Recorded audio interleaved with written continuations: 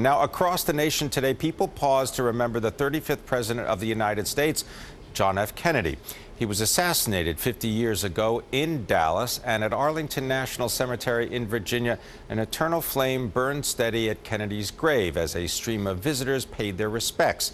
President Obama met privately at the White House with leaders of the Peace Corps. It's a program that Kennedy pushed to create even before he became president.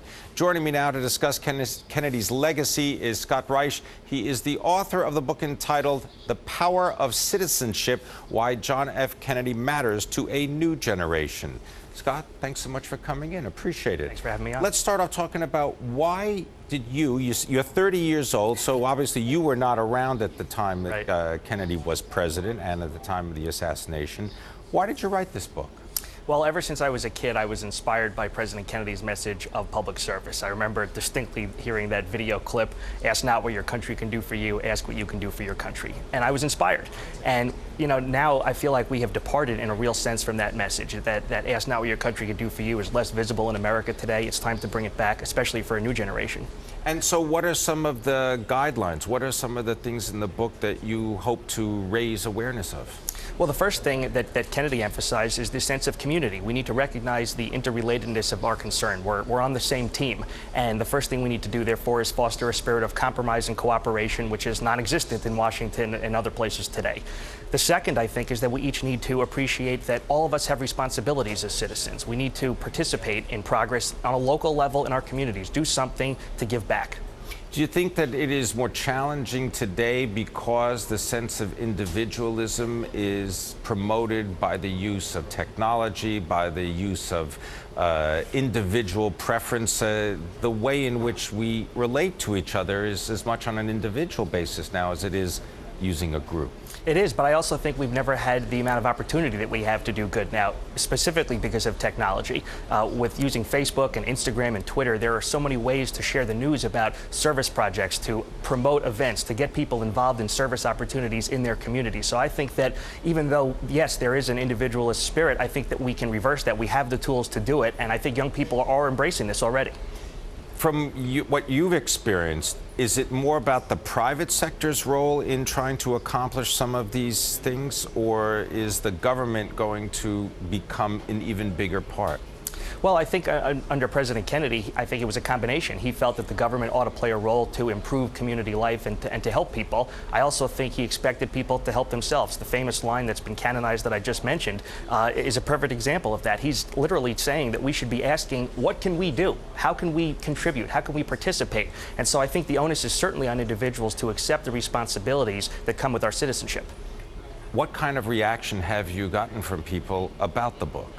So far, it's been very positive, especially among young people, because I think for a long time now, people of my generation, of course, are getting the textbook, the history version of JFK. They know the tragedy of his death. They know perhaps about the Peace Corps or the missile crisis. But I'm digging a little bit deeper here, and I talk about this theme of citizenship, which I think is apparent in all of his speeches and major initiatives as president. And people, from what I'm seeing, really want to be inspired and challenged again the way he did in the 1960s. All right, but having said that, if you were to turn the kind of intense media glare on JFK that you do now on public officials, would he have been hamstrung in order to accomplish some of these things? Well, Pimm, there's no question that things have changed considerably. And of course, he did not have a 24/7 media cycle, let alone the number of outlets that we have today.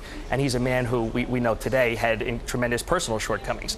That said, I think he was a master, so to speak, at being able to connect with the American population. He was able to advance themes in clear ways that were intended to move people. And so I think that perhaps he might have had to change some of his personal life a little bit, but I do think that he would have been able to continue to advance his message even in this age today.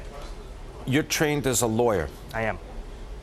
The legal system is also different today than it was in 1963. I wonder if you can tell us a little bit about how you'd like to see some changes in the judiciary that might further the power of citizenship.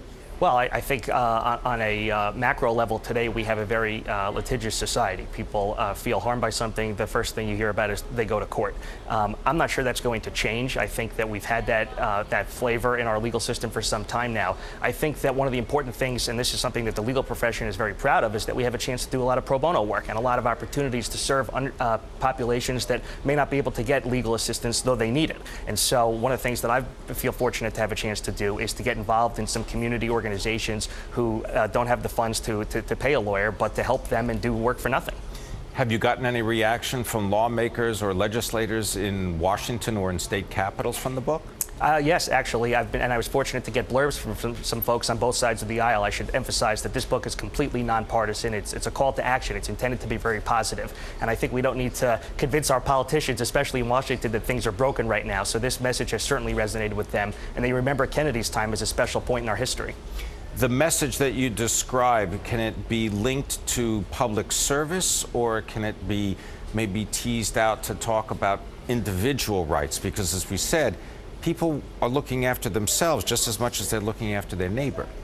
I think it's a combination. I think that part of being a citizen means that we're belonging to something bigger than ourselves. We need to give back, and part of that does mean that we should be looking out for one another. I mean, I'm personally sick and tired of hearing our politicians just trashing each other and talking about, defining us based on who we voted for in the last election. That's ridiculous. We are on the same team, and I think that young people today feel this dissatisfaction with the system, and it's why culturally and institutionally a lot of things have changed. Young people try to affect change today, not so much in the political arena, perhaps by running for office the way they used to. It's more about creating organizations, doing online work, doing things that are going to attract attention and put pressure on people in constructive ways. I want to thank you very much. Scott Reich joining us. He's the author of the new book, The Power of Citizenship: Why John F. Kennedy Matters to a New Generation.